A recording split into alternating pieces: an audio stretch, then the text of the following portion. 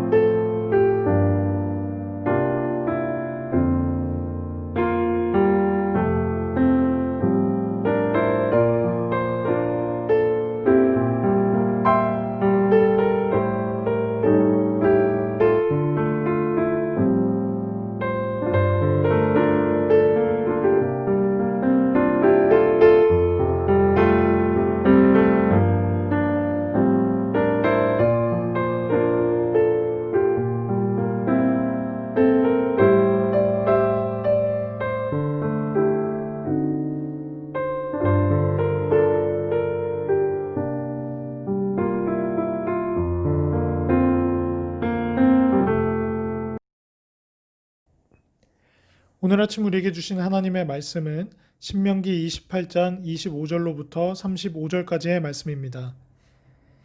여호와께서 내 적군 앞에서 너를 패하게 하시리니 내가 그들을 치러 한 길로 나아가서 그들 앞에서 7길로 도망할 것이며 내가 또 땅의 모든 나라 중에 흩어지고 내 시차가 공중의 모든 새와 땅의 짐승들의 밥이 될 것이나 그것들을 쫓아줄 자가 없을 것이며 여호와께서 애굽의 종기와 치질과 괴혈병과 피부병으로 너를 치시리니 내가 치유받지 못할 것이며 여호와께서 또 너를 미치는 것과 눈먼 것과 정신병으로 치시리니 맹인이 어두운 데에서 더듬는 것 같이 내가 백주에도 더듬고 내 길이 형통하지 못하여 항상 압제와 노략을 당할 뿐이니 너를 구원할 자가 없을 것이며 내가 여자와 약혼하였으나 다른 사람이 그 여자와 같이 동침할 것이요 집을 건축하였으나 거기에 거주하지 못할 것이요 포도원을 심었으나 내가 그 열매를 따지 못할 것이며 내 소를 내 목전에서 잡았으나 내가 먹지 못할 것이며 내 나귀를 내 목전에서 빼앗겨 도로 찾지 못할 것이며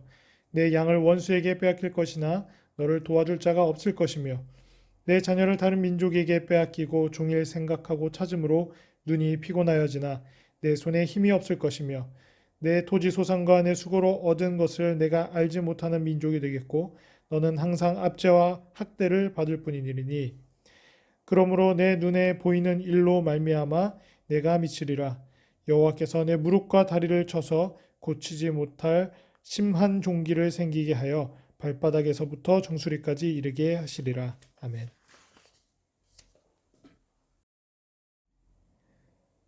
주신 말씀을 통해 오직 말씀이 우리의 생명입니다 라는 제목으로 함께 묵상을 나누도록 하겠습니다. 전쟁이 하나님께 속했다는 말은 하나님이 이기게도 하시지만 패배하게 하실 수도 있다는 뜻입니다. 복의 약속에서 대적들이 한 길로 왔다가 7길로 도망했다면 저주의 말씀에서는 이스라엘 백성이 한 길로 나갔다가 7길로 쫓겨납니다. 이 말씀을 통해 우리가 알 수 있는 중요한 사실이 있습니다. 불순종은 하나님의 백성을 하나님의 백성이 되지 못하게 만든다는 사실입니다. 말씀에서 떠나면 하나님의 백성일 수 없습니다.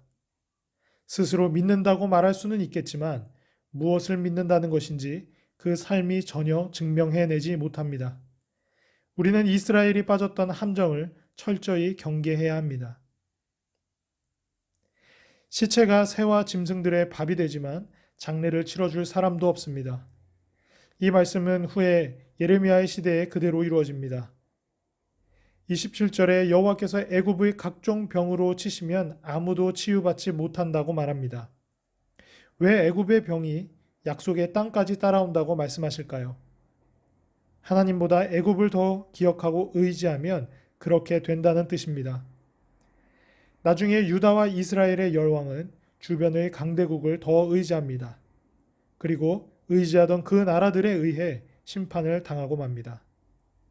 하나님은 의지하는 그것을 곧 심판의 도구로 쓰시는 경우가 많습니다. 돈, 명예, 권력, 쾌락, 관계, 그 무엇이든 우상으로 섬기면 그것이 거꾸로 심판의 도구가 될 수 있습니다. 여호와께서는 미치는 것과 눈머는 것, 정신병으로도 치십니다. 이런 것들이 전부 불순종의 결과로 인한 심판이라고 오해해서는 안 됩니다. 요한복음에서 제자들은 실로암 맹인이 자기 죄나 부모의 죄 때문에 그렇게 된 것이라고 이해했지만 예수님은 그렇지 않다고 말씀하셨습니다. 그러나 스스로 본다고 하며 예수님을 거절했던 바리새인들은 맹인이 되게 하신다고 말씀하셨습니다. 맹인이 어두운 데에서 더듬는 것과 같이 백주에도 더듬고 형통하지 못하는 것은 자칭 본다고는 하나 보지 못하는 자들을 향한 심판의 경고였습니다. 여호와께서 저주하시면 이스라엘이 결혼생활, 집과 포도원, 기르는 가축들을 빼앗겨도 도와줄 사람이 없을 것입니다. 이 일은 후에 불순종한 이스라엘에게 실제로 일어났습니다. 하나님의 말씀을 거역하고 우상을 섬기는 결과는 심판과 저주입니다. 염려와 걱정, 분노, 불안, 원망 등이 주인 노릇을 합니다. 스스로 인생의 주인이 되려 하지만 실상은 죄와 우상의 노예가 되어 압제당하는 것이 하나님의 진노 가운데 있는 세상의 현실입니다. 말씀에서 떠나 있으면 자녀를 다른 민족에게 포로로 빼앗깁니다. 종일 기다려도 찾을 수 없습니다. 수고하여 얻은 것들을 다른 민족이 먹고 지속적으로 압제받고 학대당합니다. 우상이 지배하는 세상 가운데 자녀들이 또 다른 우상의 포로가 됩니다. 부모는 탄식하지만 자녀를 되찾을 길이 없습니다. 밑빠진 독에 물을 붓는 것처럼 끊이지 않는 문제 가운데서 살아가게 될 것입니다. 이스라엘의 살 길이 순종이었던 것과 마찬가지로 오늘날 우리가 살 길 역시 순종입니다. 하나님의 저주를 실제로 목격하고 겪으면 사람은 견디지 못하고 미치고 말 것입니다. 우리는 하나님의 말씀 안에 거하기 위해 애를 써야 합니다. 순종은 죄악의 본성을 거스리고 성령을 의지해야 가능한 것이므로 끊임없이 노력해야 합니다.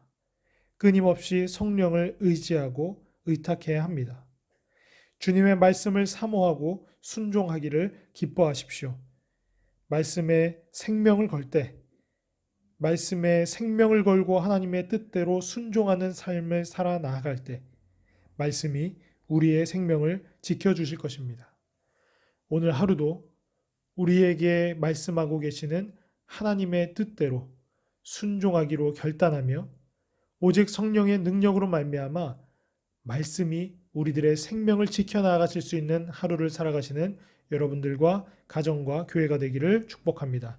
기도하겠습니다. 사랑과 내가 많으신 아버지 참으로 감사드립니다.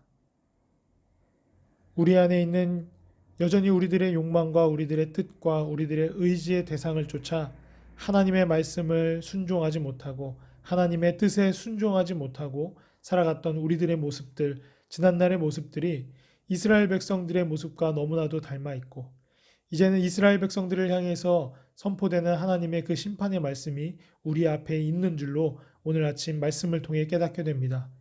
하나님, 이런 총체적 위기를 우리가 경험하기 전에 또는 우리가 이러한 총체적 위기 가운데 빠져 있더라면 하나님, 혹시 우리가 하나님의 말씀으로 다시금 돌이켜야 하는 것이 무엇인지를 돌이켜보게 하여 주시고, 오직 말씀이 우리들의 생명이고 오직 순종이 우리들을 살게 한다라는 사실을 깨달아 이제 하나님께서 선택하신 거룩한 백성의 삶을 살아갈 수 있도록 이 자리에 고개 숙인 주의 모든 백성들과 가정과 교회를 축복하여 주시옵소서.